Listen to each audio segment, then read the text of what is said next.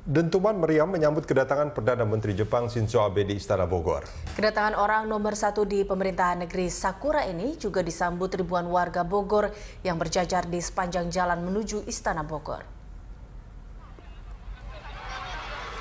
Iring-iringan rombongan Perdana Menteri Jepang Shinzo Abe sudah disambut ribuan warga Bogor selepas pintu keluar tol Jagorawi. Ribuan warga mulai berjajar di pinggir jalan Pajajaran, begitu juga saat rombongan memasuki kawasan seputaran Istana Bogor, yaitu di Jalan Otista.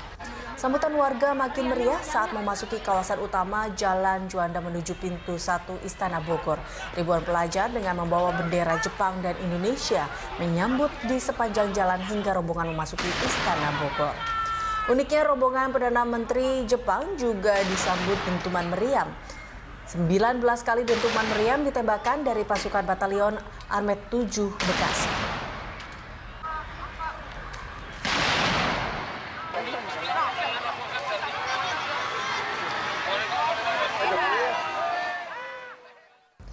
Di awal tahun 2017, Perdana Menteri Jepang Shinzo Abe mengunjungi Indonesia.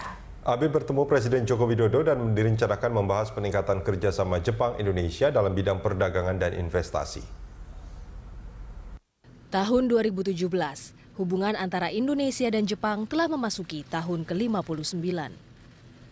Pada masa pemerintahan Jokowi, hubungan kerjasama antara Jepang dan Indonesia semakin erat khususnya di bidang perdagangan dan ekonomi kemaritiman dan sumber daya alam. Untuk meningkatkan kerjasama kedua negara, hari ini Presiden Joko Widodo dan Perdana Menteri Shinzo Abe bertemu di Istana Bogor, Jawa Barat. Dalam pertemuan tersebut, Abe membawa serta kurang lebih 29 pemimpin perusahaan Jepang. Para pengusaha ini diajak untuk melihat potensi investasi di Indonesia.